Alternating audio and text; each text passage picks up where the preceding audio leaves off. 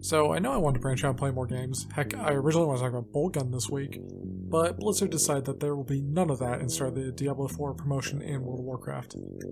At time of writing, we're only a few days in, and I've gotten a vast majority of what's available. I think I'm only missing like a cosmetic hammer and those little charms that you can get for every character, but I already have them on my main, so I don't really think I'm going to be doing much with that. And this has honestly been some of the most fun I've had in a in-game event in quite a while, even rivaling the fun I had during the pre-patch event for Dragonflight. And that's why I don't really see myself stopping anytime soon. I mean, heck, as I record this voiceover, I'm sitting in Stormwind on my rogue, just waiting for the next goblin to spawn. And it's because of in-game events like this, I remember why I love online gaming. So it wasn't obvious, I'm a massive nerd, and I've spent a vast majority of my life terminally online playing video games. Even as a more solo-type player, I can enjoy these events, and I'll put aside my disdain for other people long enough to go and see what's going on. Now, I predominantly experience events like these via World of Warcraft pre-patch events. Since they're still fresh in memory, let's talk about the Shadowlands and Dragonflight pre-patch events. I didn't really do much for Shadowlands as I was still in school and needed to focus on that, but I still did a small amount of it. I was mainly a warrior at the time, and I was mega undergeared for that point in the expansion, so the promise of catch-up gear really lured me in. Though the seductive new gear that would catch me up was quickly overshadowed by the aforementioned schoolwork and a bit of boredom with the game at the time. And I didn't really stick with it. I mean, I did kill Nathanos, however. Or, more accurately, I ran around and died several painful deaths while hundreds of other players did the legwork and killed him. And now I barely touch that character, though that's more from switching servers and not wanting to pay Blizzard to move that character to my new server, but that's a story for a different time. Now, on to the pre-patch event that I no-lifed the heck out of. Dragonflight. So, I spent an ungodly amount of time farming the pre-patch event. My main goal was to get every last item so I could have the transmog options, which, I mean, in hindsight, I kind of question why I did that, since I don't really do much with transmogs, but whatever. But the absolute best part of the event was the frankly ridiculous amount of XP that you could get during the event. This is the main reason I no-lifed the event as hard as I did. I probably became dangerously close to becoming the WoW player from South Park. It was bad. I, no joke, leveled 3 characters from absolute nothing to the level cap at the time of 60. And I'm proud to say that since then I've leveled all of them to the current level cap of 70, and will 100% level more because they're having another little XP bonus, and having a life is overrated. And of course the Evoker class was added, and it was fun going through that star zone with everyone else and their dog. Now, any conversation about pre-patch events in World of Warcraft isn't complete without at least mentioning the Wrath of the Lich King pre-patch event. The Scourge Invasion. Now, I'm a Wrath baby, so I wasn't there. I had more important things to worry about, like elementary school and becoming an Xbox fanboy, so my knowledge of the event comes from other no-life nerds. The Corrupted Blood incident is pretty infamous in the gaming world now, and if you don't know what happened, I recommend the Zero Punctuation video on the topic, as it's short, sweet, and gets right to the point. But Blizzard saw that happen and decided, but what if we did it on purpose? And players hated it.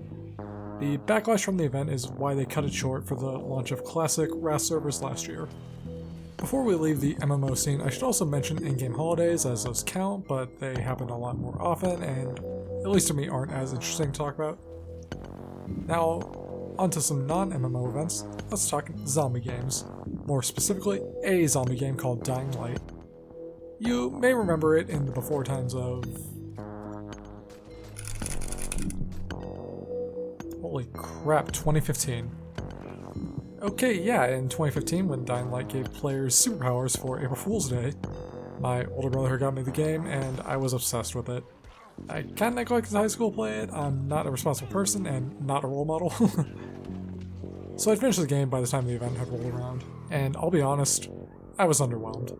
Yeah, it was fun, essentially having super strength, but in my mind, when I heard superpowers, I was thinking of first-person Crackdown. Looking back on it though, it was still a ton of fun, and 16-year-old me was just being salty. Now, for the last one I will talk about, I'm not really sure if we can call it an in-game event, as it was a beta, but you had to own a game to access it, and it's my channel, so it counts in my mind. Of course, I'm talking about the Halo Reach beta.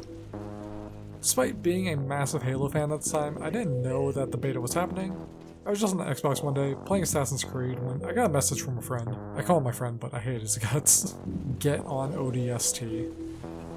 What followed was an all-night gaming session that led to pretending to be sick just to spend as much time as possible in the game. It felt like the Halo community was at an all-time high with this beta. It was all me and my other Halo-obsessed friends could talk about at school, and when we weren't talking about it at school, we were playing the beta. I remember blasting the Halo Reach beta song by Brightside because I'm a 100% certified Nido person, and I listened to a ton of gaming parodies at the time. I absolutely loved Reach. To this day, it is still my favorite Halo game. I'll probably make a video explaining why at some point, but I've already gotten distracted enough as it is. I'll always cherish in-game events like these. From just something as simple as everyone dancing around the portal, waiting for the goblin to spawn, to just invading the enemy faction capital city. Or being invaded. Hopefully I have those photos saved somewhere. Gathering with several like-minded people, going to celebrate something that you are incredibly passionate about, with people who get that passion, is one of life's greatest pleasures. It's why I love going to concerts and conventions so much. The energy in those spaces is palpable. Next time an in-game event pops up, you bet I'll be there, and I hope you will be too. Until next time, I've been Rowan, and I hope you have a great day. But the absolute best part of the event was the frankly, this was the main reason I no-lifed as hard as I did. I probably became dangerous. It felt like the Halo community was at an all-time high with this beta. Yeah, I can do better delivery. Reach beta, the arena, fly around with jetpacks, no scopes, barrel rolls. God, that was... I am cringe, but I know I'm cringe, therefore I am free.